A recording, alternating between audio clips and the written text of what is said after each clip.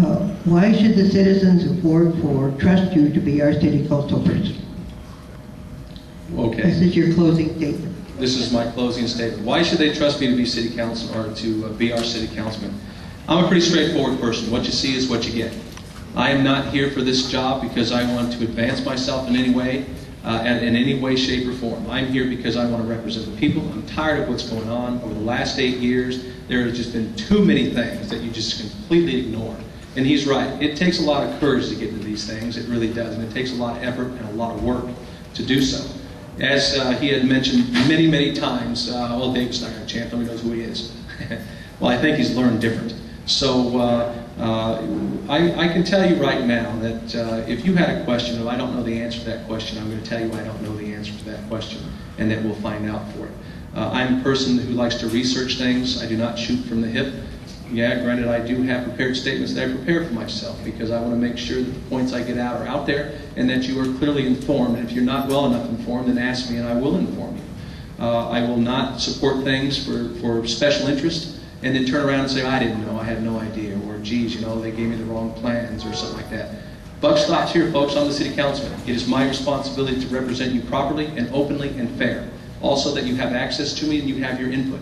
If you do not have that availability, as we don't see at this point in time, then what's the point of having a city councilman at all? We might as well just go ahead and go to the city manager. He seems to be running things pretty good as it is now, everyone seems to think.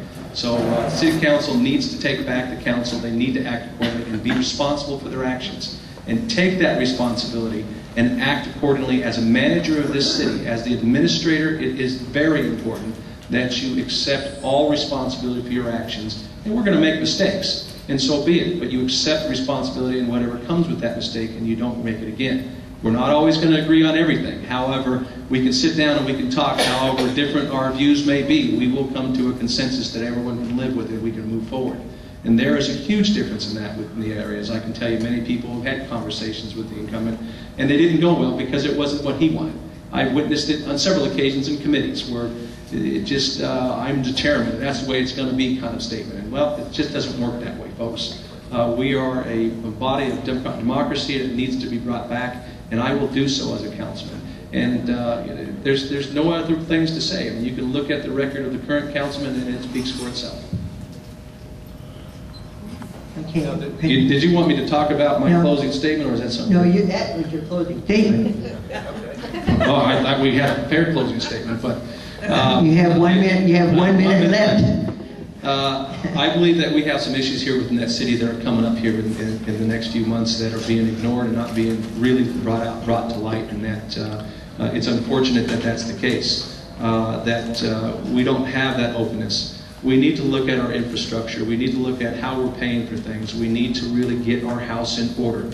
As a financial administrator, with the experience I have, I see the cracks. I see the holes that are being formed that are not being addressed. And we need councilmen in there that can read these and understand those just as well as the administrators in which we've hired in the city government, so that we know what they're talking about and we can come up with other ideas and reach out to those people who have vastly more experience than all of us, in which I do have those folks available to me, and then I can reach out, because I don't have the answers for everything, but we will work together and get through this. If we don't have that information put forward and we don't have the participation from the people, we're going to have some real rough times coming in the next 3 to 6 months. Count on it. Thank you.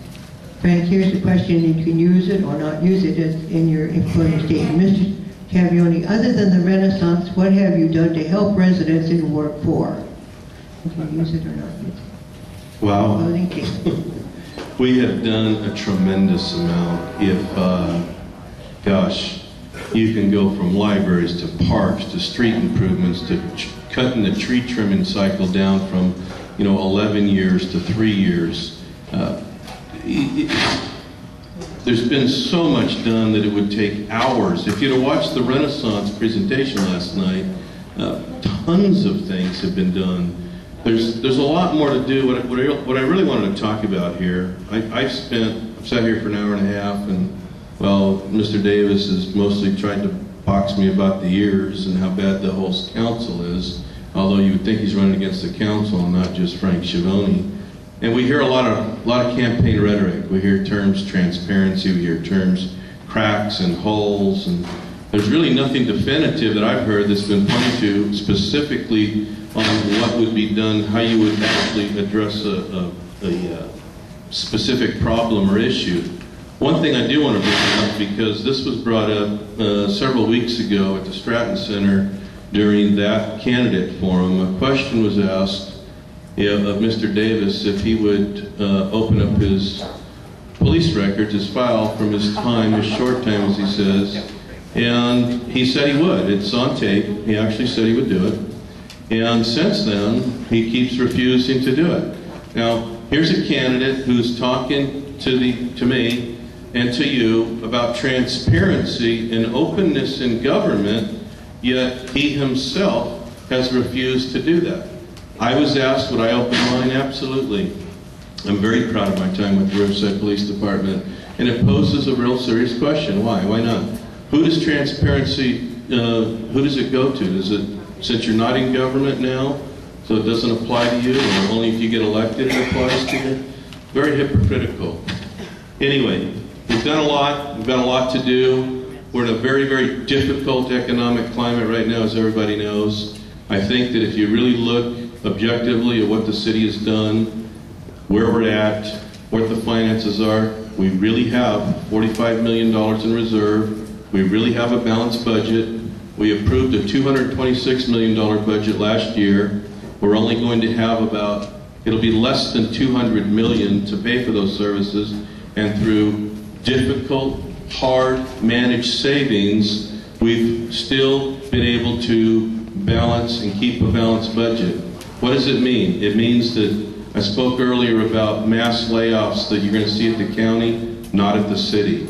You see that we're not cutting public safety. Those basic city services are still coming. They're being provided. And I really need to congratulate all of the men and women that work for the city of Riverside, from Parks and Rec to the police to the fire department to every single employee who today is being asked to do more with less, and they're doing the job.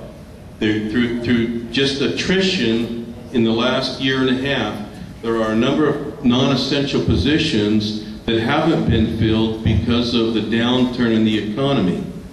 At one forum I was speaking, and one lady was a little bit upset that the Orange Crest Library wasn't staffed at a full level, that it was not quite as many people as she thought ought to be there. And my question was, so in this economic downturn, it's open, it's operating, you have access to it, so it should have not built the library? I disagree. We built the library. When the economy turns around, all of these things, including parks and recs, will be fully staffed and funded to the level that they ought to be. Thank you, and thank you all for coming out this evening. I'm sure you had a better place you'd rather be than here.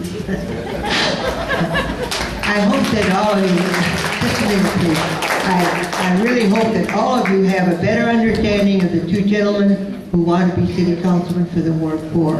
And this is what the purpose of the league is to look at things an objective way, which is, gentlemen, I thank you both for, and also for the support of all the people, the Post 184 people here. Thank you for that. There's refreshments here. Help yourself. We have a half an hour before we have to clear out. So please have something in my hand now for two fine men who really did what they wanted to know.